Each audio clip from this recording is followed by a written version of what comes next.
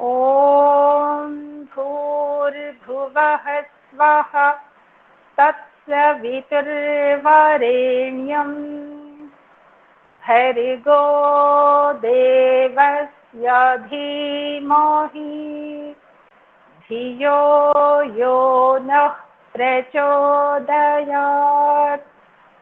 ॐ सहनाववतु सहनौ भुनक्तु सह वीर्यं करवावहै तेजस्विनावधीतमस्तु मा विद्विषावहै। ॐ शान्तिः शान्तिः शान्तिः। सर्वेभ्यो नमः। సర్వేషాం మంగళం భవతు, శుభం భూయాత్. ఈరోజు మనము దశ ఉపనిషత్తుల్లో ప్రామాణికమని చెప్పబడ్డాయి. సత్యార్థ ప్రకాశంలో దశ ఉపనిషత్తులు ఈశ, కేన, కఠ, ప్రశ్న, ముండక, మాండుక్య, ఐతరేయ, తైతరేయ, ఛాందోగ్య, బృహదారణ్యక. ఆ తర్వాత శ్వేతాశ్వతర కూడా చెప్పబడ్డది. కానీ మనకు పఠన పాఠన విధిలో ఈ 10 ఉపనిషత్తుల పేర్లు స్వామి దయానంద సరస్వతి గారు ఉటంకించారు. అందులో ఇది 5వ ఉపనిషత్తు, ముండక ఉపనిషత్తు. ముండక ఉపనిషత్తులో ఆ పేరులోనే ముండనం ఒక సంస్కారం. కేశఖండనంకు ముండనం అంటాం మనం. ముండనము అంటే ఛేదించడం, మలినాలను తొలగించుకోవడం. అయితే ముండక ఉపనిషత్తు అధ్యయనం ద్వారా దాంట్లో ఉన్న విషయాలను తెలుసుకొని సాధన ద్వారా మనలో ఉన్న, అంటే మన జీవాత్మకు సాధనమైన మనస్సులో ఉన్న చిత్త మాలిన్యాన్ని, మనస్సు అంతఃకరణంలో ఉన్న మాలిన్యము, మనము యోగ దర్శనంలో చెప్పుకోవాలంటే చిత్త వృత్తి నిరోధం. దాన్నే ఇక్కడ పరావిద్య ద్వారా బ్రహ్మ సాక్షాత్కారం అని చెప్పారు. అదే ముండకోపనిషత్తు. ముండకోపనిషత్తులో 3 ముండకాలు అంటే అధ్యాయాలు. దానికి ఒక్కొక్క ముండకానికి 2 అధ్యాయాలు, మొత్తము 64 శ్లోకాలుగా విభజింపబడ్డది. ఇది అథర్వేద అంతర్గతం శౌనకీయ శాఖ. ఇంతకుముందు మనం ప్రశ్నోపనిషత్తులో పిప్పలాద శాఖకు సంబంధించిన ఉపనిషత్తును చదివాము. ఇప్పుడు మనము చదవబోయేది ముండకోపనిషత్తు శౌనకీయ శాఖకు సంబంధించింది, అథర్వ వేదానికి సంబంధించిన ఈ శాఖ. వేద శాఖలు, వేదాల తర్వాతనే వేద శాఖలు వెలువడ్డాయి. ప్రముఖంగా ఇందులో ఒక పరంపర, గురు శిష్య పరంపర గురించి చెప్పబడింది ఇక్కడ. ఆ తర్వాత ఇందులో పర అపర, మనము ఈశోపనిషత్తులో కూడా చదువుకున్నాం. విద్యాం చ ఎస్తద్వేదోభయం సహా అవిద్యయా మృత్యుం తీర్త్వా విద్యయామృతమశ్నుతే. ఆ పరమపిత పరమాత్మ, సృష్టికర్త అయిన ఆ పరమాత్మ యొక్క రచన ద్వారా అతని యొక్క మహత్వాన్ని తెలుసుకుని మనము అతని చెప్పిన ఆ జ్ఞానము ద్వారా సాక్షాత్కరింపజేసుకోవడమే పరావిద్య. అపరావిద్య అంటే అధ్యయనం చేయడం, శ్రవణం, మననం, నిధిధ్యాసనం. సాక్షాత్కారం పరావిద్య. దీనికి భిన్న భిన్న వ్యక్తులు భిన్న భిన్నంగా వ్యాఖ్య చేశారు. అందులో శంకరాచార్యుడు దీంట్లో వస్తుంది. శంకరాచార్యులు గారు అపరావిద్య అంటే వేదశాస్త్రాలు, తర్వాత వేదాంగాలైన షడంగాలని చెప్పారు. అపరావిద్య ద్వారా మనకు ముక్తి లభించదు అంటే ఇక్కడ అర్థం ఏమి అనుకోవాలంటే, కేవలం శాబ్దిక విద్య ద్వారా మనము ముక్తిని సంపాదించలేము. దాన్ని ఆచరించి అనుసరించినప్పుడే ముక్తిని సంపాదిస్తాము, అంటే ఆ దుఃఖ నివృత్తిని పొందగలుగుతాము అనుకోవడమే అదే పరావిద్య. పర అపర ఈ 2 విషయాలు మనం తెలుసుకుంటాం ఈ ఉపనిషత్తు ద్వారా. ఉపనిషత్తులో మొదటి శ్లోకం ప్రథమ ముండకంలో ప్రథమ ఖండం యొక్క మొదటి శ్లోకాన్ని వీరు మన లక్ష్మణరావు మహోదయ గారు చదువుతారు. ఓం నమస్తే మాతాజీ. చదవండి. అథ ముండకోపనిషత్ ప్రథమ ముండకే ప్రథమ ఖండః. బ్రహ్మా దేవానాం ప్రథమః సంబభూవ విశ్వస్య కర్తా భువనస్య గోప్తా స బ్రహ్మ విద్యాం సర్వ విద్యా ప్రతిష్టాం అథర్వాయ జ్యేష్ఠపుత్రాయ ప్రాహ. పతార్థం చదవాలా మాతాజీ? చదవాలి, అందరికి అర్థం కావాలి కదా, చదవాలి. పతార్థము: విశ్వస్య సమస్తమునకు కర్త కర్తయు, భువనస్య లోకమునకు గోప్త రక్షకుడు, దేవానాం విద్వాంసులలో ప్రథమః మొదటివాడు అగు, బ్రహ్మ సంబభూవ ఉద్భవించెను పుట్టెను, సహ అతడు సర్వ విద్యా ప్రతిష్టాం సర్వ విద్యలకు నాశ్రయమగు బ్రహ్మ విద్యాం బ్రహ్మ విద్యను, జ్యేష్ఠపుత్రాయ ప్రథమ పుత్రుడైన అథర్వాయ అథర్వునకు ప్రాహ చెప్పెను. ఓం. ఇక్కడ బ్రహ్మ అంటే రెండు అర్థాలు ఉన్నాయి. బ్రహ్మ అంటే సృష్టిని సృజిస్తాడు కాబట్టి బ్రహ్మ, అందరికంటే పెద్దవాడు గొప్పవాడు, అందరికీ పూజ్యుడు కాబట్టి బ్రహ్మ. రెండు రకాలు. అయితే ఆ జ్ఞానాన్ని తెలుసుకున్నవాడు కూడా బ్రహ్మని. ఇక్కడ బ్రహ్మ అంటే చాలా మంది ఇక్కడే భ్రాంతితో ఆలోచిస్తారన్నట్టు. బ్రహ్మ అంటే అతన్ని ఉత్పన్నం చేశాడు. ఉత్పన్నం చేయడం కాదు, ఎవరిలో అయితే ఈ చతుర్వేద జ్ఞానము మొట్టమొదటిగా అర్థం చేసుకునే సామర్థ్యం ఉందో అతను బ్రహ్మ. అతని ద్వారా ఒక పరంపర జరిగిందనే విషయాన్ని మనం ఇక్కడ అర్థం చేసుకోవాలి. ఇక్కడ ఏమంటున్నాడంటే, విద్వాంసులలో ముఖ్యుడైన బ్రహ్మనామంతో ప్రసిద్ధుడైన ఒక మహర్షి. చాలా మంది ఇక్కడే భ్రాంతి, బ్రహ్మ అంటే సృష్టికర్త అనుకుంటారు. సందర్భాన్ని అనుసరించి మనం అర్థం చేసుకోవాలి. సైంధవం ఆనయ అన్నప్పుడు, సైంధవము అంటే లవణము మరియు గుర్రము. సైంధవము భోజనం అప్పుడు లవణం అనుకోవాలి, పర్యటన బయటకు వెళ్ళడానికి వెళ్ళినప్పుడు గుర్రం అనుకోవాలి. అదేవిధంగా ఇక్కడ ఋషులు చెప్పిన అంశాన్ని మనం సరిగ్గా అర్థం చేసుకుంటే అనర్థం జరగదు. అనర్థం అయితే ఏంటి?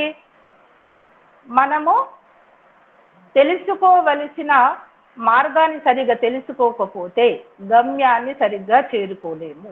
ఏ విధంగా అయితే వాస్కోడి గామా భారతదేశానికి రావాలనుకుని అమెరికా వెళ్ళాడో, మనము బ్రహ్మ సాక్షాత్కారం అనుకుని మనం ప్రకృతి ఉపాసకులమో జీవోపాసకులమో అవుతాము. కాబట్టి ఋషులు చెప్పిన అంశాలను, ఎందుకంటే ఋషులు ఎప్పుడూ కూడా రాగద్వేషాలకు అతీతంగా ఉండి సర్వమానవుల కళ్యాణం కొరకు పాటుపడతారు. కాబట్టి వాళ్ళు భ్రాంతిని కలిగించే అంశాలను చెప్పరు. కాబట్టి ఇక్కడ మనం ఏం తెలుసుకోవాలంటే బ్రహ్మ. ఎందుకంటే స్వామి దయానందునికి పూర్వము, శంకరాచార్యునికి పూర్వము ఈ ముండకోపనిషత్తు రచించబడ్డది. మహాభారత కాలానికి పూర్వం రచించబడిన గ్రంథం ఇది, ఈ ఉపనిషత్తు వ్యాఖ్య. కాబట్టి మనము ఆ విషయాలను ఏ విధంగా ఉందో అదే విధంగా అర్థం చేసుకోవడానికి ప్రయత్నం చేయాలి. ఇక్కడ బ్రహ్మ అంటే ఒకానొక ప్రసిద్ధ విద్వాంసుడు వేద అధ్యయనం చేసి దాని అంశాలను సరిగ్గా ఆచరించి సాక్షాత్కరించుకున్న ఒక మహా విద్వాంసుడు, మహర్షి అని మనం ఇక్కడ అర్థం చేసుకోవాలి. సమస్త విద్యలకు అతను నామకరణం చేస్తే అది బ్రహ్మ విద్యను ఉపదేశించాడు. ఆ బ్రహ్మానతను బ్రహ్మ విద్యోపదేశకుడుగా వర్ణించిన బ్రహ్మ విశ్వకర్త అనియు భువన గోప్త అనియు దేవతలలో ప్రథముడని చెప్పబడి ఉన్నది. ఇక్కడ విశ్వకర్త అన్నాడు, భువన గోప్త అంత గొప్పగా వర్ణించాడు. మనకు అలంకారాలు తెలుసు, అతిశయోక్తి అలంకారం ఉంటుంది, ఉపమానాలు తెలుసు, అలంకారాలు హీనోపమా ఉంటుంది, అతిశయోక్తి ఉంటుంది. ఇక్కడ ఏంటంటే మొట్టమొదటిగా అతను ఈ అంశాలను తెలుసుకుని అది సమస్త లోకాలకు సమస్త జీవులకు అందించాలని అనుకున్నాడు కాబట్టి ఇతన్ని విశ్వకర్త అని అన్నారు. భువనగోప్త అంటే అందరి భావాలను ఆదరించి వాటిని రక్షించడానికి సంరక్షించడానికి ఏదైతే పరమాత్మ ద్వారా లభించిన జ్ఞానం ఉందో అందచేయాలనుకున్న భావన కలవాడని మనం ఇక్కడ అర్థం చేసుకోవాలి. బ్రహ్మకు చెప్పబడిన విశేషణములను బట్టి ఇతడు జగత్కర్త అయిన పరమేశ్వరుడని భ్రమ కలుగుటకు అవకాశం కలదు. కాబట్టి చాలా గొప్ప గొప్ప విద్వాంసులు ఇక్కడే భ్రాంతికి లోనైనారు. ఇక్కడ మనము పరమాత్మ అనుకోకుండా ఒక మహర్షి అని మనం అర్థం చేసుకోవాలి. అథర్వ వేదమునందు ఉచ్చిష్ట జజ్జిరే సర్వే దివి దేవా దివిశ్రితా. ఎవరి దగ్గర పుస్తకం వారు పంపించారో చూడండి. సూర్యాది సమస్త దేవతలు ఉచ్చిష్టము నుండి జనించిరి. ఉచ్చిష్టం అంటే ఏంటి? ఇంగిలి. సృష్టికర్త సృష్టికి అంగముగాక దానిని మించి ఉండును, కావున అతడు ఉచ్చిష్టమనబడును. సృష్టికర్త సృష్టికి పృథక్ వేరు భిన్నము కాబట్టి అది ఉచ్చిష్టము శేషము. ఈ ఉపనిషత్తునందు ఇది తెలియక చాలా మంది గురువు యొక్క ఉచ్చిష్టం తింటే అది స్వీకరిస్తే అది ప్రసాదంగా భావిస్తే మోక్షం లభిస్తుందని ఒక అంధవిశ్వాసం ఏర్పడింది. అది చాలా తప్పు. మనం తెలుసుకోవాల్సింది ఏంటంటే సృష్టికర్తకు భిన్నమైనది, అతని ద్వారా నిర్మించబడ్డది. అంటే సృష్టి వేరు సృష్టికర్త వేరు. సృష్టికర్త ద్వారా నిర్మించబడింది అంటే అది ఇంకొక పదార్థం అని మనం ఇక్కడ తెలుసుకోవాలి. సృష్టికి మించిన వాడు కావున ఇతడు ఒక వేదవేత్త అయిన మహర్షి అని గ్రహింపనగునని ఇక్కడ చెప్పారు మన పండిత్ గోపదేవ్ గారు. విశ్వకర్త సృష్టికర్త వీటి గురించి వివరించాడు కాబట్టి అతడు మహర్షి అని చెప్పబడ్డాడు. మరి విశ్వకర్త అని ఎందుకన్నారంటే విశ్వము అనగా సర్వం. విశ్వం అంటే ఏంటి? సర్వం. సర్వం అనగా సృష్టి అంతయోని కాక సమస్త పదార్థముల సమస్త వర్ణాశ్రమ ధర్మమును గ్రహింపనవును. ఇక్కడ మనం ఏమి చాతుర్వర్ణాలు ఉన్నాయో సమస్త వర్ణాలను గ్రహించి అట్టి ధర్మంను ఉపదేశించుట వలన విశ్వకర్త అంటే మనుషుల విభిన్న సామర్థ్యాలను అనుసరించి వాళ్ళకు ఉపదేశించే ఒక సామర్థ్యం ఉంది కాబట్టి ఆయన విశ్వకర్త. ఇట్లే భువనగోప్త అనే విశేషణ పదం కదా, అది కూడా బ్రహ్మ విద్యను ఉపదేశించి జనులను ఎల్లరను సంసార దుఃఖ సాగరం నుండి తప్పించే ఉపాయము చెప్పి రక్షించేవాడని అర్థం. ఇక్కడ 3 రకాల అర్థాలు చెప్పాడు. బ్రహ్మ అంటే ఇక్కడ పరమాత్మ అని భావించకుండా ఒక గొప్ప మహర్షి అని మనం ఇక్కడ భావించాలి. కాబట్టి అతడికి అనేక శిష్యులుండిరు, అందులో అథర్వుడు ముఖ్యుడు. ఇక్కడ సమస్య ఏమొచ్చిందంటే బ్రహ్మ అంటే సృష్టికర్త, అథర్వం అంటే ఒక వేదము. ఈ విధంగా మనకు ఒక భ్రాంతి అయ్యే భావన ఉంది కాబట్టి దాన్ని తొలగించుకోవాలి. అతనికి బ్రహ్మ విద్యను ఉపదేశించాడు. ఎవరికి? మొట్టమొదటిగా బ్రహ్మ అనే ఒక మహర్షి. మిగతా వాళ్ళకి 4 మహర్షులు, వాళ్ళకి అత్యంత పవిత్రమైన ఆత్మలు కాబట్టి వారికి పరమాత్ముడు వారి అందే ఈ వేదోపదేశం చేశాడనిగా మనకు అపౌరుషేయాలు అని చెప్పబడ్డాయి. ఇవన్నీ కూడా పౌరుషేయాలు, మనుష్య లిఖిత గ్రంథాలు అని మనం ఇక్కడ తెలుసుకుంటున్నాం. అందులో ముఖ్యుడు అథర్వుడు. అతనికి బ్రహ్మ విద్యను ఉపదేశించాడు. ఆ తర్వాత సర్వ విద్యలను ఆశ్రయం గావించి బ్రహ్మ విద్య వలన బ్రహ్మని తెలియజేశాడు. అట్టి బ్రహ్మ విద్యునకు మిగతా విద్యలు బ్రహ్మ విద్య తెలిస్తే ఇదేం బ్రహ్మ విద్యన అంటారు. ఏదైనా అబ్బా చాలా కఠినం అంటే మనము వ్యవహారంలో కూడా ఒక నానుడిగా వాడుతాం. ఇదేమంట పెద్ద విద్య కాదు, ఇదేం బ్రహ్మ విద్యనా అంతా రాదా అని అంటారు. ఈ పని నేర్చుకోవడం చాలా కఠినం అంటే అది బ్రహ్మ విద్యనా అంటారు. అంటే అన్నిటికంటే కూడా అది ఎంత సరళమో అంత కఠినం. అయితే ఎప్పుడైతే బ్రహ్మ సాక్షాత్కారం తెలుసుకునే సామర్థ్యము ఆత్మలో కలుగుతుందో మిగతా అన్ని దాని ముందు చాలా తేలికైనవి, కరతలామలకము లాంటివి. మిగతా విద్యలన్నింటి కరతలామలకము వంటివి. ఇట సర్వ విద్యా ప్రతిష్టను, బ్రహ్మ విద్యా విశేషణము, బ్రహ్మ విద్యా ప్రాశస్త్యమును బోధించుచున్నది. కాబట్టి ఈ విషయాన్ని మనము తెలుసుకోవాలి. ఆ తర్వాత శ్లోకం అంటే ఇక్కడ మనం అర్థం చేసుకోవాల్సింది ఏంటంటే 4 వేదాల జ్ఞానము కలిగి సర్వ ప్రాణులకు హితం చేయాలన్న భావనతో ఏదైతే పూనుకున్నాడో అతనే బ్రహ్మ అని మనం తెలుసుకోవాలి. బ్రహ్మ అంటే చతుర్ముఖాలు కలవాడు అనే ఒకరి భావన, బ్రహ్మ అంటే పరమాత్మ అనే ఒక భావన. ఇక్కడ మనం ఆ భ్రాంతిని తొలగించుకోవాలి ఈ ఉపనిషత్తు ద్వారా. ఎందుకంటే ఉపనిషత్తులో ఆ విధంగా చెప్పబడింది కాబట్టి అదే మీకు చెప్తున్నాను. తర్వాత శ్లోకం చదువు. అథర్వణేయాం ప్రవదేత బ్రహ్మ అథర్వాతాం పురోవాచాంగిరే బ్రహ్మ విద్యాం స భారద్వాజాయ సత్యవాహాయ ప్రాహ భారద్వాజోంగిరసే పరావరం. తాత్పర్యం: బ్రహ్మ చతుర్వేద విధుడైన బ్రహ్మ, యాం బ్రహ్మ విద్యాం ఏ బ్రహ్మ విద్యను, అథర్వణే అథర్వునకు, ప్రవదేత చెప్పును, తాం ఆ విద్యను, అథర్వ అథర్వుడు, అంగిరే అంగిరునకు, పురా ముందుగా, ఉవాచ ఉపదేశించెను, సహ ఆ అంగిరుడు, భారద్వాజాయ సత్యవాహాయ భారద్వాజుడైన సత్యవాహునకు, ప్రాహ చెప్పెను, భారద్వాజ ఆ సత్యవాహుడు, అంగిరసే అంగిరసునకు, పరావరం ముందు వారి నుండి వెనుక వారికి పరంపరగా లభించిన ఆ బ్రహ్మ విద్యను బోధించెను. ఓం. ఇక్కడ శిష్య పరంపర గురించి చెప్తున్నాడు. బ్రహ్మ నుండి, ఇంతకుముందు బ్రహ్మ అంటే ఆ పదానికి మనం సరిగ్గా అర్థం తెలుసుకున్నాం. బ్రహ్మ అంటే ఒకానొక మహర్షి, ఎవరికైతే చతుర్వేద విద్యల పరిజ్ఞానం కలిగి సమస్త మానవులకు ఆ విజ్ఞానాన్ని అందజేసి సమస్త వర్ణాలకు ఆ విషయాలను తెలియజేసి వాళ్ళకి దుఃఖాల నుండి తొలగించడానికి ప్రయత్నం చేసే వ్యక్తి అని మనం తెలుసుకున్నాము.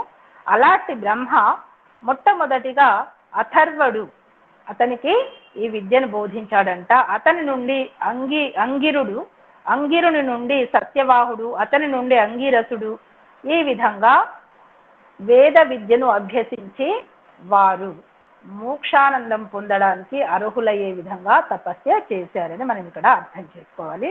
ఇక్కడ అథర్వుడు అంటే సంశయం లేనివాడని మనం అర్థం చేసుకోవాలి. పరమేశ్వరుడు సృష్టికర్త, అతని అనుగ్రహం వలనే ప్రప్రథమున వేదములు మహర్షుల హృదయంన ప్రతిభాసించెను. ఇది మనందరికీ తెలుసు. అటుపైన ఆ మహర్షి నుండి ఇతరులు వేదాది విద్యలను అభ్యసించింది. అట్లే సమస్త విద్యలు లోకంలో వ్యాపించాయి. వేదము సమస్త విద్యలకు మూలమని మనం తెలుసుకున్నాము. ఇక ఆ తర్వాత ఇంకెవరు చదివారు అది తెలుసుకుందాం. చదవండి. శౌనకోహ వై మహాశాలో అంగిరసం విధివద్ ఉపసన్నః ప్రపచ్చ కస్మిన్ను భగవో విద్యాతే సర్వమిదం విద్యాతం భవతీతి. తాత్పర్యము: హవై పూర్వమున ఒకప్పుడు శౌనకః సునకుని కుమారుడైన మహాశాలః గొప్ప గృహస్థుడు అంగిరసం అంగిరసుని విధివత్ శాస్త్ర విధిననుసరించి ఉపసన్నః సమీపించిన వాడై ప్రపచ్చ అడిగెను, భగవః ఓ స్వామి, కస్మిన్ను విద్యాతే ఏది తెలియబడినా, ఇదం సర్వం ఇది అంతయు, విద్యాతం భవతి ఇతి తెలియబడును అని. ఓం. అయితే ఇక్కడ శునక మహర్షి అనగానే ఇక్కడ శౌనకుడు స్వామి దర్శనానందుని పుస్తకం కూడా నా దగ్గర ఉంది. ఇంకా గీతా ప్రెస్ వాళ్ళది కూడా ఉంది, మిగతావి కూడా సెర్చ్ చేశాను. శౌనక ఋషి అని చెప్పాడు, శునక ఋషి అని చెప్పకుండా శౌనక అని చెప్పారు. అయితే ఇతడు గృహస్థుడని చెప్పబడ్డారు మన గోపదేవ్ గారు దాంట్లో.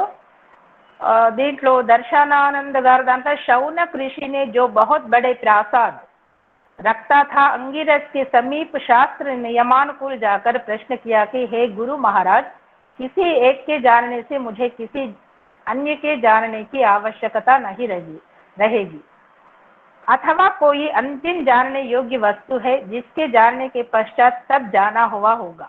ఇది మాత్రం సమానంగా ఉంది. అంటే ఆ తర్వాత శౌనక మహర్షి వంశోద్భవుడైన ఒక భాగ్యశాలి గృహస్థులు. దాదాపుగా ఋషులు మనము బ్రహ్మచారులుగానే చూస్తాము, కానీ ఋషులకు కూడా సంతానం ఉంది. దాంట్లో ఋషులు అంటే ఋషిర్ దర్శనాత్, రాగద్వేషాలకు అతీతంగా ఉన్న వాళ్ళు ఋషులు. వాళ్ళు బ్రహ్మచారుల, గృహస్థుల, సన్యాసుల కాదు. ఎవరిలో అయితే రాగద్వేషాలు ఉండవు, రాగద్వేషాలకు అతీతంగా ఉండి సర్వ మానవ సౌభ్రాతృత్వం, సర్వమానవ కళ్యాణం గురించి ప్రయత్నం చేస్తారో వాళ్ళందరూ ఋషులే. అయితే అతను గృహస్థుడుగా చెప్పారు. అంగీరసుని దగ్గరికి వెళ్ళి ఒక ప్రశ్న వేస్తాడు. ఏమని?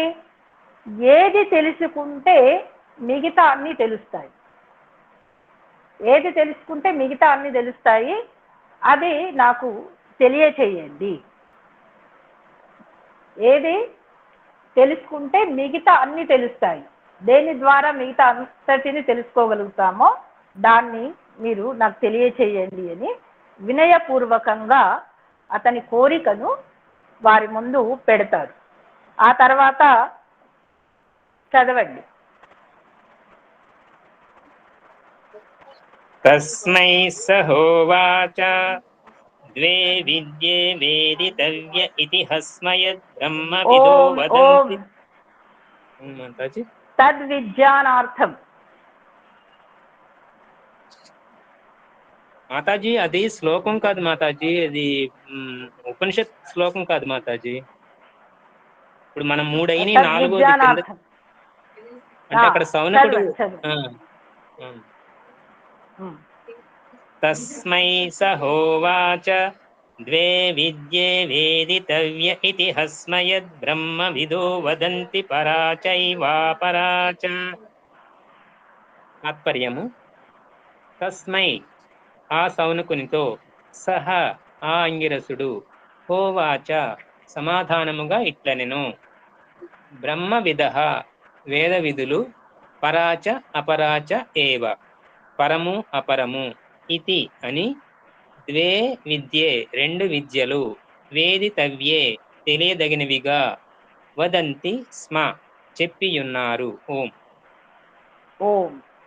అయితే ఇక్కడ మనం తెలుసుకోవాల్సింది ఏంటంటే, ఏ గురువు వద్దకు మనం వెళతాము, ఆ గురువుకు మనం ప్రశ్నోపనిషత్తులో కూడా తెలుసుకున్నాము, ఆ గురువు వద్దకు రిక్తహస్తాలతో వెళ్లకుండా సమిధను ఒక దానిని, ఎందుకంటే అప్పట్లో యజ్ఞ యాగాదులకు చాలా ప్రాధాన్యత. సమిధను అంటే యజ్ఞానికి సంబంధించిన వస్తు సామాగ్రిని అక్కడ అర్థం చేసుకోవాలి మనం. అయితే ఆ సమిధను ఒక దానిని తన చేతిలో తీసుకొని బ్రహ్మనిష్ఠుడుగా ఉండాలని తెలుసుకొని అతను వెళ్ళాడు, శౌనకుడు వెళ్ళాడు. అయితే మొదటిగా ఏమన్నాడు?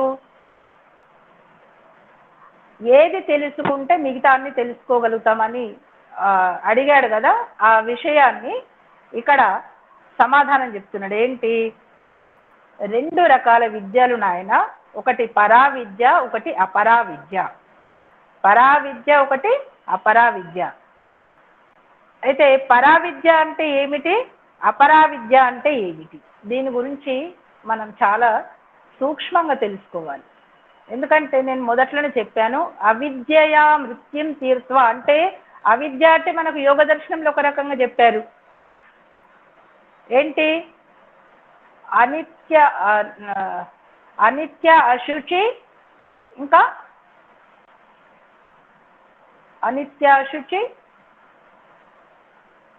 నిత్య అనిత్య ఆత్మ ఆహా అనాత్మ. లేదు. అనాత్మలో ఆత్మ, అనిత్యాన్ని నిత్యము, అశుచిని శుచిగా భావించడం అవిద్య అని చెప్పబడింది యోగ దర్శనంలో. ఇక్కడ అవిద్య అంటే వేరు. ఎందుకంటే ఈశావాస్యోపనిషత్తులో అవిద్యయా మృత్యుం తీర్త్వా అంటే అవిద్య అనే దాని ద్వారా అంటే భౌతిక విద్య ద్వారా మనము మృత్యుం తీర్త్వా అంటే ఈ భవసాగరము నుండి విడిబడి విద్యయామృతమశ్నుతే ఆ పరమ పురుష పరమాత్ముని సాక్షాత్కారాన్ని అంటే ఒక నౌక ద్వారా ప్రయాణం చేసి తీరాన్ని ఏ విధంగా చేరుకుంటామో ఈ వేదము శాస్త్రము వీటి ద్వారా వీటి అధ్యయనం ద్వారా మనకు విహిత కర్మలేంటి అవిహిత కర్మలేంటి తెలుసుకుని అదే విధంగా ఆచరించడం పరావిద్య. మీకు భూమికగా మొట్టమొదటిగా చెప్పాను. ఇక్కడ అపరావిద్యలో పరావిద్య దేన్నన్నారు, అపరావిద్య దేన్నన్నారు. ఇక్కడ శంకర భాష్యంలో ఒక రకంగా చెప్పబడింది, వాస్తవానికి ఉన్న అర్థం వేరు. ఎందుకనంటే ఇప్పుడు వేదము తర్వాత షడంగాలు అవిద్య అయినప్పుడు అవిద్య ద్వారా వచ్చిన ఈ వేద శాఖలు విద్య ఎలా అవుతుంది? కాబట్టి అవిద్య అంటే ఆ విధంగా అర్థం మనం చేసుకోకూడదు. ఈశావాస్యోపనిషత్తులో కూడా యజుర్వేద మంత్రం, అది శ్లోకం కూడా కాదు, యజుర్వేద మంత్రంలో అవిద్యయా మృత్యుం తీర్త్వా విద్యయా మృతమశ్నుతే అని చెప్పబడింది. అంటే భౌతిక విద్యను తెలుసుకొని మనము దాని విధంగా ఆచరించి విద్యారూపి అంటే దాని ఆచరణను ఆస్వాదించి దాని ద్వారా అమృతత్వాన్ని అమరత్వాన్ని పొందగలుగుతామని చెప్పబడింది అక్కడ. అంటే ఇక్కడ కూడా అపరావిద్యలు. అపరావిద్య అంటే ఏంటి? అపరావిద్య అంటే వేదాలు 4 వేదాలు 6 వేదాంగాలు అంటే మొత్తము ఈ 10ని తెలుసుకోవడం అపరావిద్య. తర్వాత దాని ద్వారా తెలుసుకున్న దాన్ని ఆచరించి మనము గమ్యాన్ని చేరడం పరావిద్య. ఇది ఇక్కడ మనం తెలుసుకోవాలి. ఇక్కడ శ్లోకం ద్వారా చెప్తున్నాడు ఋషి. చదవండి లక్ష్మణరావు మహోదయ్, చదవండి. తత్ర పరా ఋగ్వేదో యజుర్వేదః సామవేదో ధర్వవేదః శిక్షా కల్పో వ్యాకరణం నిరుక్తం ఛందో జ్యోతిషమితి అథ పరాయయ తదక్షరమధిగమ్యతే. తాత్పర్యము: తత్ర ఆ 2 విద్యల యందును ఋగ్వేదము, యజుర్వేదము, సామవేదము, అథర్వవేదము, శిక్ష, కల్పము, వ్యాకరణము, నిరుక్తము, ఛందస్సు, జ్యోతిషము ఇతి అను ఇవి అపర విద్య అనబడును.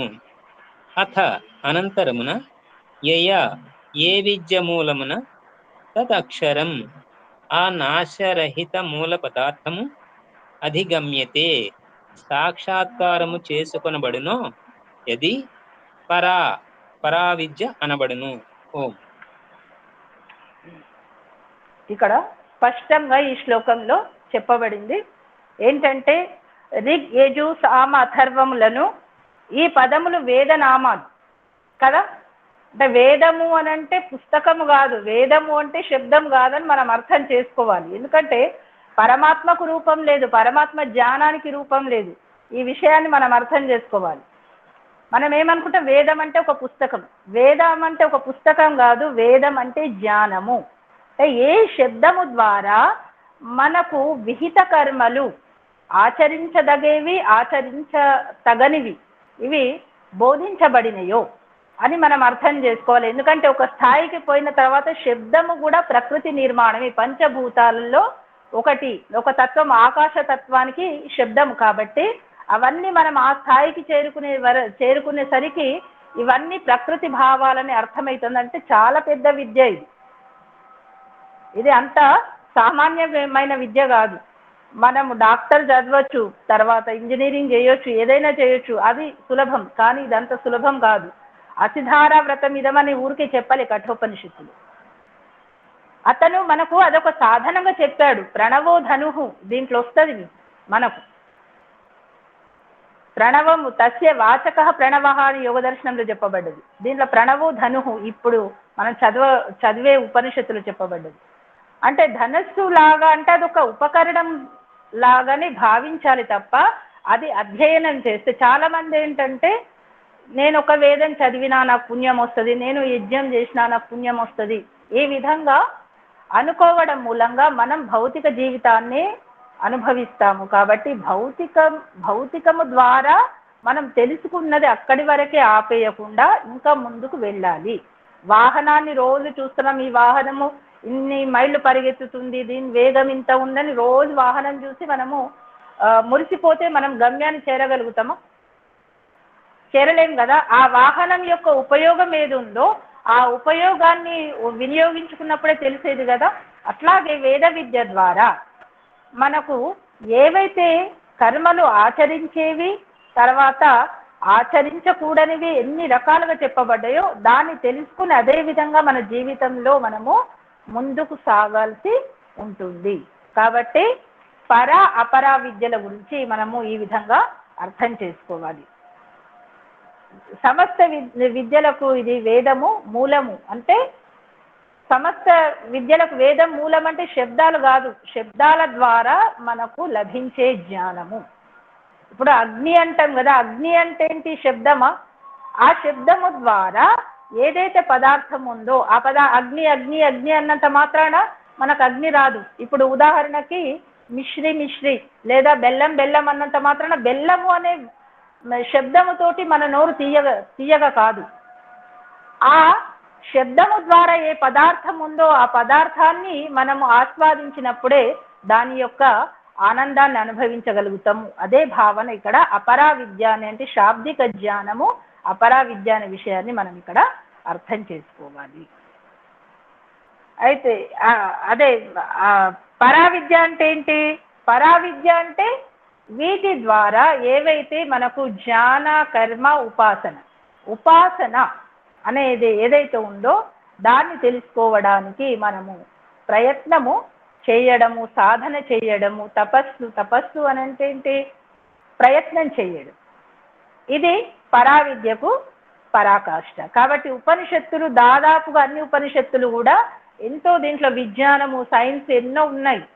అవి ఒక మంత్రానికి 4 రకాల అర్థాలు చేసుకుని దాంతో భౌతిక విద్యను ఎన్నో యంత్రాలను తయారు చేశాడు మానవుడు. మనకు అసంభవం అన్న కార్యక్రమాలు ఎన్నో. ఈరోజు మనం ఇక్కడ కూర్చొని రకరకాల స్థలాలలో ఉండి తెలుసుకోగలిగే ఈ సామర్థ్యాన్ని ఇవన్నీ కల్పించినా కూడా పరమాత్మకు సమానం కాలేకపోతున్నాడు. ఒక కృత్రిమ ఉపగ్రహాన్ని నిర్మించిన వైజ్ఞానికుడు నిజమైన ఉపగ్రహాన్ని అంటే ఎటువంటి ఇంధనం లేకుండా, ఎటువంటి వ్యయం లేకుండా, ఎవరి సహాయం లేకుండా చేయలేకపోతున్నాడు. అంటే కారణం ఏంటి? భౌతిక విద్య ఉంది కానీ తన సామర్థ్యం తెలియడం లేదు, తన పరిస్థితి తెలియడం లేదు. కాబట్టి ఇక్కడ మనం అర్థం చేసుకోవాల్సింది ఏంటంటే పరా విద్య అపరా విద్యను సరిగ్గా అర్థం చేసుకోవాలి. అంటే శాబ్దిక జ్ఞానమే జ్ఞానము కాదు. శాబ్దిక జ్ఞానాన్ని తెలుసుకున్నప్పటికీ, విద్వాంసులమైనప్పటికీ కూడా మనలో దాని యొక్క ఆస్వాదన కొరకు ఏదైతే ప్రయత్నము, తపస్య ఇవి ఉంటాయో అవి తప్పకుండా ప్రతి మానవుడు ఎవరైతే పరబ్రహ్మ సాక్షాత్కారాన్ని పొందాలని అనుకుంటున్నారో వాళ్ళందరూ కూడా తప్పకుండా ప్రయత్నం చేయాలి. కాబట్టి పరావిద్య అపరావిద్యలో ఉపనిషత్తు పరావిద్య, తర్వాత వేదాలు వేదాంగాలు అపరావిద్య అని చెప్పినంత మాత్రాన, ఎందుకంటే ఉపనిషత్తులు ఎక్కడి నుంచి వచ్చాయి? వేదాలు లేకుంటే వేదానికి వ్యాఖ్య చేసే ఉపనిషత్తు ఎక్కడి నుంచి? అథర్వ వేద శాఖ, అదేంటి శౌనకీయ శాఖ అంతర్గతం అంటే అథర్వ వేదాన్ని తీసుకున్నాడు. వేదమే లేదు, వేదం అపరావిద్య, అది భౌతికము, అది ముక్తికి మార్గం కాదన్నప్పుడు మరి అక్కడి నుండి ఎట్లా వస్తుంది? కాబట్టి మనకు ఇక్కడ ఋషి భావనను అర్థం చేసుకోవాలి. అపరా విద్య అంటే శాబ్దికము. శాబ్దికంతో మనము గమ్యాన్ని చేరుకోలేము. శాబ్దికము ద్వారా ఏదైతే వస్తువు ఉందో ఆ దాన్ని ఆస్వాదించడానికి మన ప్రయత్నం అవసరం అనే విషయాన్ని ఇక్కడ మరీ నొక్కి వక్కాణించి చెప్పాడు. మొట్టమొదటిగా గురు శిష్య పరంపరతో ఏది తెలుసుకుంటే మిగతా అన్ని తెలుస్తాయనే భావనకు 2 విద్యలు చెప్పాడు. అపరా విద్య, పరావిద్య. పరావిద్య అంటే మన అపరావిద్య అంటే వేదాది శాస్త్రాలు, వేదం తెలుసుకోవడానికి 6 అంగాలు, షడంగాలు చెప్పిన వాటిని అధ్యయనం చేసి దాని ద్వారా ఏదైతే తెలుసుకున్నామో దాన్ని ఆచరించడానికి ప్రయత్నం చేయడం పరావిద్య. కాబట్టి పఠన పాఠన విధిలో మహర్షి దయానందుడు ఎంత చక్కగా చెప్పారు. పఠన పాఠన విధి వ్యాకరణం చదవద్దని చెప్పలేదు, వేదం చదవకూడదని చెప్పలేదు. వేదం చదవకపోతే ఇప్పుడు ఈ ఋషి ఇన్ని విషయాలు చెప్పేవాడే కాదు. ఎందుకంటే అతనికి ఆధారం కూడా వేదమే, కాకపోతే అక్కడి వరకు శాబ్దికంగా ఉండకూడదు. ఈ విషయాన్ని మనకు ముండకోపనిషత్తులో చక్కగా వర్ణించాడు ఋషి. ఇప్పుడు ఆ తర్వాత అపరా విద్య తర్వాత పరవిద్య సాధనం పదార్థం ఎట్టిదో వర్ణిస్తున్నాడు తర్వాత దాన్ని. 6వ శ్లోకంలో పరవిద్యా సాధనం ఏంటి, అపరావిద్య పరావిద్య గురించి మనం తెలుసుకున్నాం కదా. పరావిద్య సాధనం ఏంటంటే శంకరాచార్యుడు ఇక్కడ కాస్త అంటే వారి భావన ఏముందో నాకు తెలియదు, ఎందుకంటే వారంత విద్వత్తు నాకు లేదు. అయినప్పటికీ కూడా ఇక్కడ శంకరుడు ఏమన్నాడంటే ఇవన్నీ అవిద్యలే, అవిద్య అని ఎక్కడ చెప్పబడదు. వేదం అవిద్య అయిన తర్వాత ఉపనిషత్తు విద్య ఎట్లయితుంది? కాదు కదా. కాబట్టి మనము ఋషి భావనను ఆ విధంగా అర్థం చేసుకోవాలి. ఇక్కడ వివరణ ఇచ్చారు పండిత్ గోపదేవ్ గారు, అది మీరు చదవండి, చక్కగా అర్థమవుతుంది. దర్శనానంద్ గారు కూడా చక్కటి వివరణ ఇచ్చారు. అంటే ఇప్పుడు మనకు 2 వాక్యాలలో తెలుసుకోవాలి. అపరావిద్య అంటే శాబ్దికము, పరావిద్య అంటే దాని ద్వారా తెలుసుకున్న జ్ఞానాన్ని ఆచరించడము, సాక్షాత్కరించుకోవడానికి చేయవలసిన ప్రయత్నం అని మనం ఇక్కడ సంక్షిప్తంగా అర్థం చేసుకోవాలి. దాని యొక్క వర్ణన కూడా ఇక్కడ చెప్తున్నాడు. మన లక్ష్మణరావు గారు చదువుతారు. చదవండి. 6వ శ్లోకం మాతాజీ. 6వ శ్లోకం. యత్తదద్రేశ్యమగ్రాహ్యమగోత్రమవర్ణమచక్షుశ్రోత్రం తపదపాణిపాదం నిత్యం విభుం సర్వగతం సుసూక్ష్మం తదవ్యయం యద్భూతయోనిం పరిపశ్యంతి ధీరాః.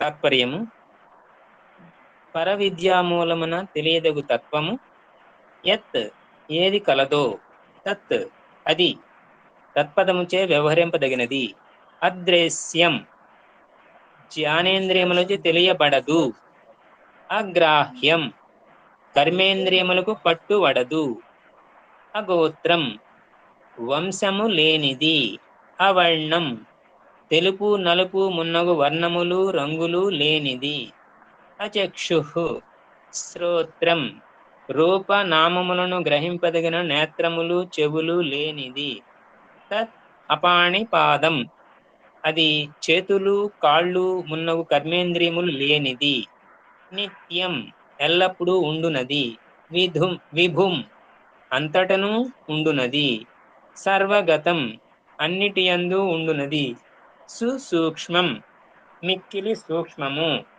తత్ అవ్యయం అది వ్యయము నాశనము లేనిది, యత్ భూత యోనిం విశ్వమునందు గల పదార్థములకన్నిటికీ నేటి మూల కారణము, విశ్వమునందు గల పదార్థములకన్నిటికీ ఏది మూల కారణము అదియునగు పరతత్వమును ధీరాః ధ్యానశీలురు వివేకులు బుద్ధిమంతులు అయిన వారు పరిపశ్యంతి అంతటను చూతురు, సాక్షాత్కారము చేసుకొందురు. ఓం. ఇక్కడ స్పష్టంగా అర్థమవుతుంది చూడండి. పరావిద్య ఇప్పుడు నేను చెప్తున్నా కదండి, చెప్తున్నా అంటే ఈ శబ్దముతో కూడా మనకు నా తత్ర చక్షుర్ గచ్చతి, నా శ్రోత్రం గచ్చతి, నా వాగ్ గచ్చతి కేనోపనిషత్తులో చెప్పబడ్డది కదా.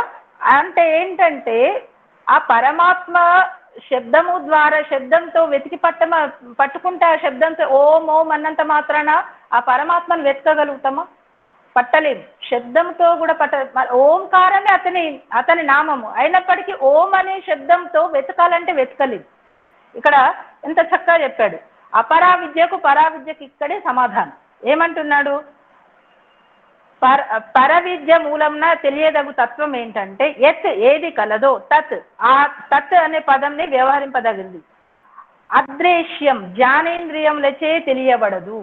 అంటే కళ్ళతో చూడాలి అని అంటే అది వస్తువు కాదు. నేను మిమ్మల్ని చూసినట్టు మీరు నన్ను చూసినట్టు అది అంటే జ్ఞానేంద్రియాలకు పట్టుబడనది. శబ్దము, ఇప్పుడు శబ్దం ఉంది కదా, వేదము ఒక మనం చూడడమే కాదు, ఒక వస్తువు సృష్టి రచనను చూస్తున్నాం కదా కళ్ళ ద్వారా, సూర్యుని చూస్తున్నాము, నక్షత్రం, దాని మార్గంగా వెతకగలుగుతామా అంటే వెతకదు. కళ్ళ ద్వారా కూడా మనము వెతకలేము. అది మనకి యక్ష ప్రశ్నలో వస్తుంది కేనోపనిషత్తులు. తర్వాత శబ్దము, వేదంలో ఇప్పుడు ఒక మంత్రం చదువుతున్నాం, ఏంటి వాక్కు ద్వారా చదువుతున్నాం, శ్రవణం ద్వారా వింటున్నాం, రెండు పనులు చేస్తున్నాం. ఈ రెండింటిని పంపి పరమాత్మను చూడమనండి. ఒక శబ్దాన్ని పరమాత్మను వెతికి తీసుకురమంటే తీసుకురాగలుగుతుందా? అంటే పరవిద్యలో ఏంటంటే జ్ఞానేంద్రియాలకు అతీతమైనది. అదే వేదము శాస్త్రం చదివినప్పుడు మనకు జ్ఞానేంద్రియాల అవసరం.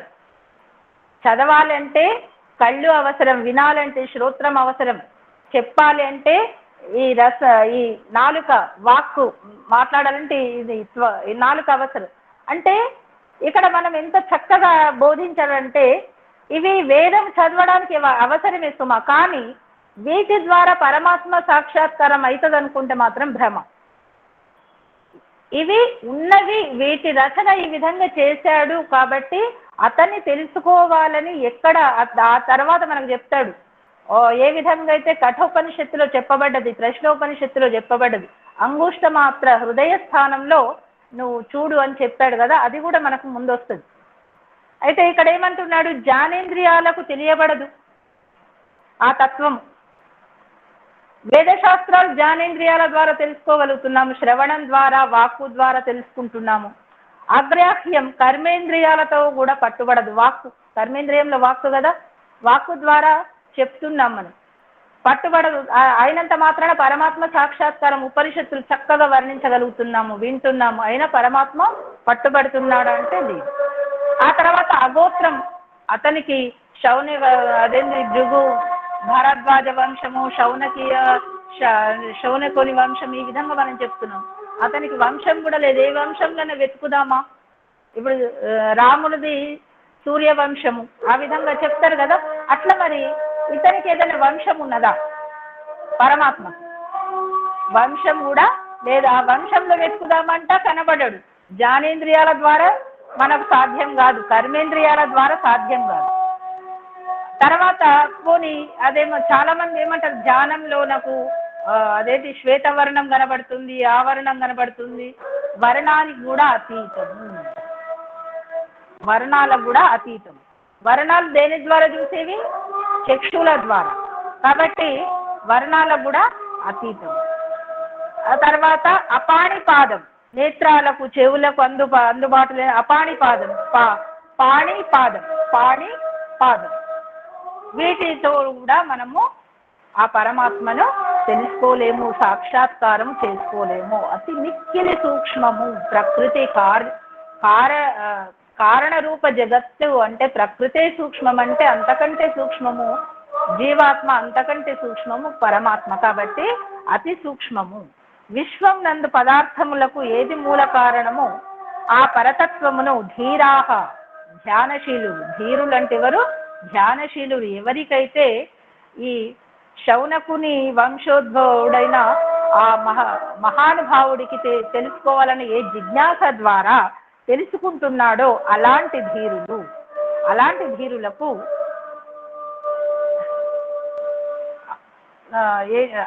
ధీరులకు అతను అంతుబడతాడు, ఎల్లప్పుడూ ఉండునది. తర్వాత విభు అంటే వ్యాపించినవాడు, సర్వగతం, అంతటా ఉండేవాడు, మిక్కిలి సూక్ష్మం. తర్వాత విశ్వమందు పదార్థములకన్నింటికి ఏది మూల కారణమో ఆ పరతత్వాన్ని ధీరాహ, ధ్యానశీలురు, వివేకులు, బుద్ధిమంతులైన వారు పరిపశ్యంతి, అంతటా చూస్తారు, సాక్షాత్కారం చేసుకోగలుగుతారు. అంటే అతని వ్యాపకత్వాన్ని ఏదో మనం రోజు వల్లిస్తాం, అన్ని వల్లించినట్టే పరమాత్మ ఈశ్వరుడు సర్వవ్యాపకుడు అంటున్నాము. కానీ ఆ సర్వవ్యాపక తత్వాన్ని మనము ఆ సమాధి స్థితిలోని, ఇక్కడ సమాధి పదాన్ని వాడకుండా, సమాధి పదం తర్వాత పడినాయి, అయితే సమాధి స్థితి అని చెప్పకుండా ఆ స్థితిలోనే పరావిద్యను తెలుసుకున్నప్పుడు, తపస్సంపూర్ణులైనప్పుడే ఈ పరమాత్మ తత్వాన్ని తెలుసుకుంటాడు. తత్వాన్ని తెలుసుకున్న తర్వాత ఇంకా ప్రాప్తం ప్రాపణీయం, పొందదగింది పొందుతాము. కాబట్టి పరావిద్యనే, అపరావిద్యలో ఎంత మునిగితేనినా కూడా పరావిద్య వరకు మనము వెళ్ళకపోతే మన విద్య సంపూర్ణము కాదు.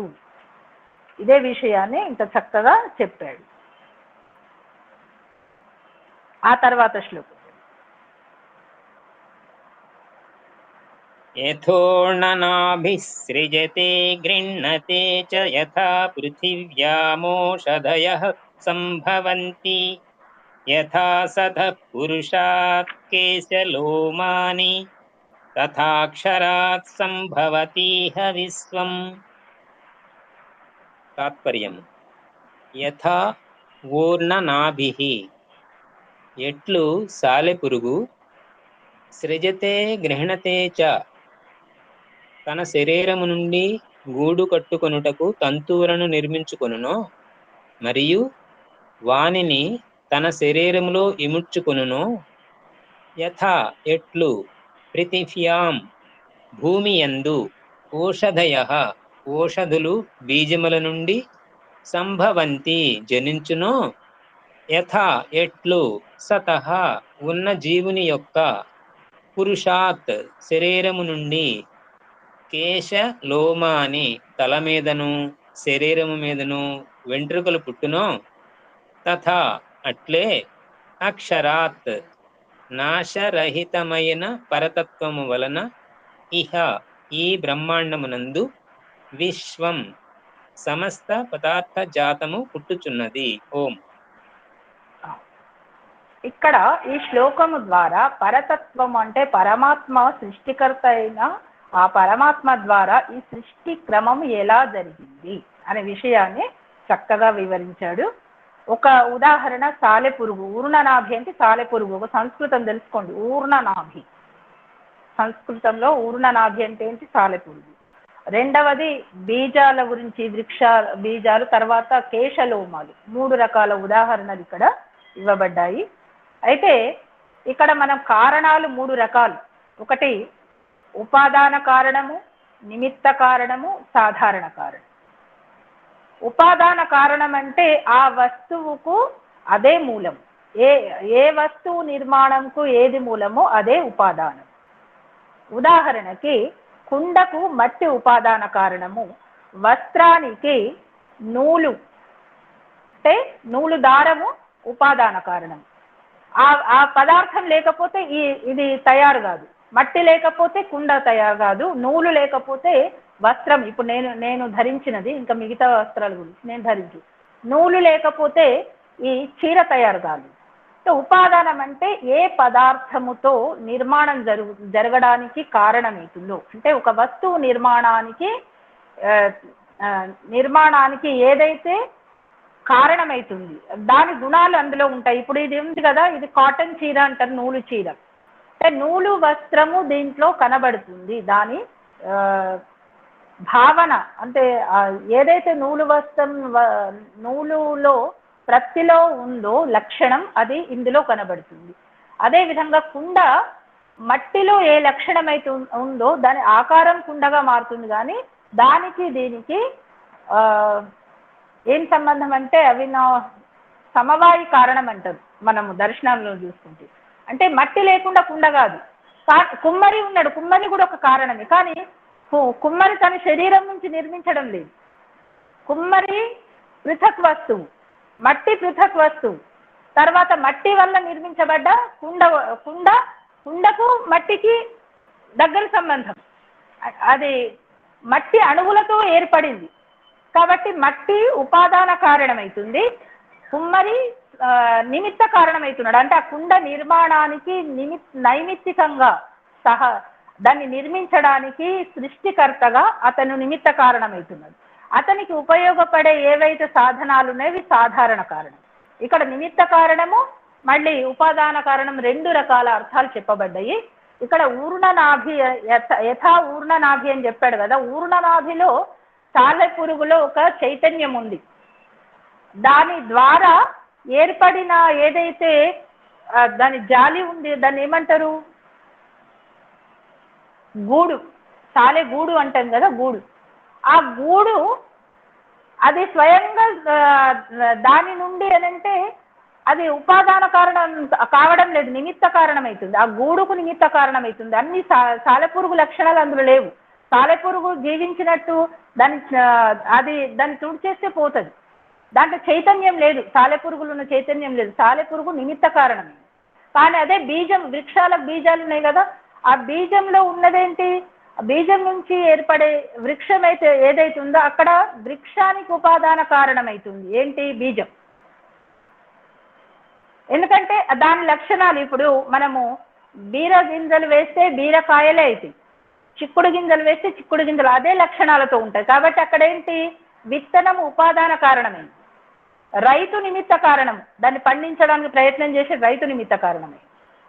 కారణాలు ఆ విధంగా అర్థం చేసుకోవాలి. చాలా మంది ఏమంటారు, ఇక్కడే భ్రమ, అతని నుండి ఉద్భవించిండు కాబట్టి ఇది అంతా బ్రహ్మ సత్యం జగత్ మిథ్య, బ్రహ్మనే సత్యము, ఇదే అద్వైతము అని చెప్పడానికి కారణం ఏంటంటే కారణాల గురించి సరిగ్గా తెలుసుకోకపోవడం. ఇది నా అభిప్రాయం అని కాదు, ఇక్కడ చెప్పబడ్డది.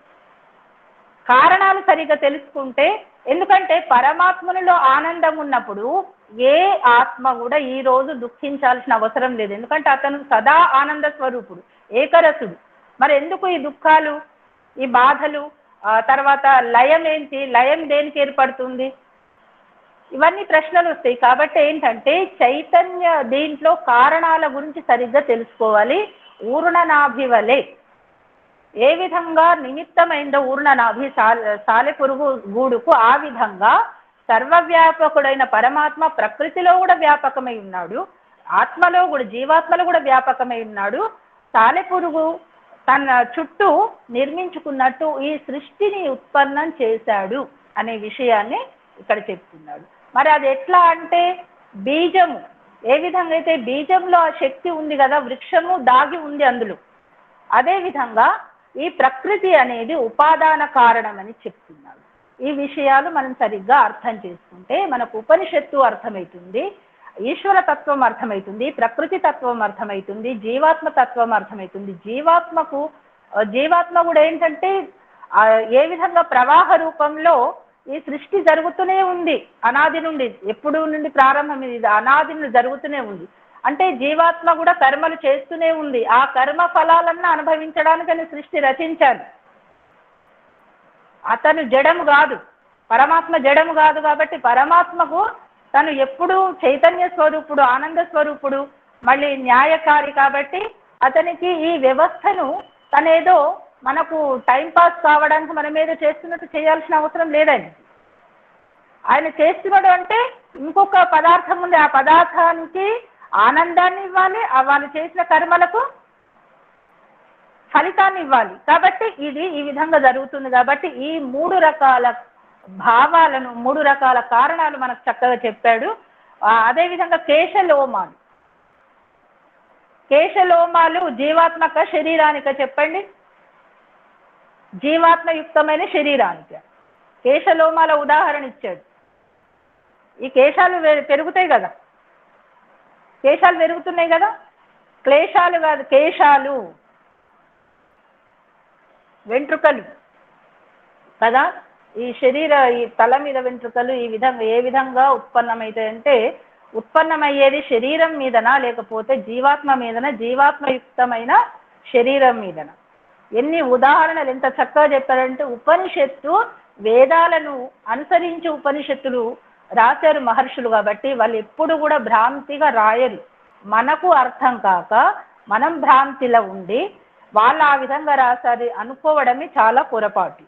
ఎంత చక్కగా అంటే, ఈ సృష్టిని మీ కొరకు రచించాను, దీని ద్వారా మీరు ఇది సాధనంగా తీసుకొని మీరు మీ లక్ష్యాన్ని పొందండి అని పరమాత్మ మనకు బోధిస్తే, దానికి విరుద్ధంగా నీలోనే ఇది ఉంది, అతనిలోనే ఉంది, దాంట్లో ఎటువంటి సంశయం లేదు. ఎందుకంటే సర్వవ్యాపకుడు అంటే ప్రకృతి. ఇప్పుడు ఈ పెన్ను ఒక దగ్గర, పుస్తకం ఒక దగ్గర, ఈ ఫోన్ ఒక దగ్గర, మీరు ఒక దగ్గర, నేను ఒక దగ్గర అన్నట్టు లేదు. అతను సర్వవ్యాపకుడు కాబట్టి ఎక్కడ లేడు. ప్రకృతిలో కూడా కారణ రూప ప్రకృతిలో కూడా ఉన్నాడు పరమాత్మ. మళ్ళీ జీవాత్మ అంటే ఈ శరీరం కాదు కదా, ఆ జీవాత్మలో కూడా వ్యాపకమై ఉన్నాడు, అన్ని దగ్గర వ్యాపకమై ఉన్నాడు కదా. అలాంటప్పుడు ఇన్ని రకాల కారణాల ద్వారా మనం తెలుసుకోవాలి పరమాత్మ నిమిత్త కారణమే, ఉపాదాన కారణం కాదు. మరి ఈ వృక్ష బీజాల గురించి ఇచ్చింది ఉపాదాన కారణం ప్రకృతి. ఈ ప్రకృతిని ఈ విధంగా రచించాడు పరమాత్మ. దీన్ని మనం తెలుసుకొని పరమాత్మ తత్వాన్ని, పరతత్వాన్ని తెలుసుకుంటే అది పరావిద్య. ఆ పరావిద్య ద్వారా అంటే 2 రకాలు మనకు అంత చక్కగా ఎందుకు బోధించాడంటే ఇవి తెలుసుకున్నప్పుడే మనము గమ్యాన్ని చేరుకోగలుగుతాం. తెలుసుకోకపోతే అన్ని చాలా మంది అంటే అన్నీ సరిగ్గానే ఉన్నాయి, అన్నీ సరిగ్గా ఉన్న తర్వాత విభేదాలు. అన్నీ సత్యమే అయితే సత్యం ఒకటే ఉంటుంది, సత్యమేవ జయతే దీంట్లో చెప్పబడ్డది. సత్యాలు అన్నీ ఉండయి, సత్యం ఒకటే ఉంటుంది, ధర్మం ఒకటే ఉంటుంది. ఈ విషయాన్ని మనం తెలుసుకోవాలి. 5 అయ్యింది కాబట్టి నేను ఇక్కడికే ఈ ఉపనిషత్తు ప్రవచన అనే కాగా స్వాధ్యాయాన్ని ఇక్కడ ఆపేస్తున్నాను. మనం అందరం ఆ ఋషులకు రుణపడి ఉన్నాము. ఆ ఋషులు ఆశీర్వచనం వల్ల మనము ఈ ఉపనిషత్ అధ్యయనం చేయగలుగుతున్నాము. మనందరం కూడా అదృష్టవంతులంగా భావిస్తున్నాను. నేను ఇక్కడితో ముగిస్తున్నాను. ఓం శ్రీ. ఏమైనా మాట్లాడేది ఉంటే తర్వాత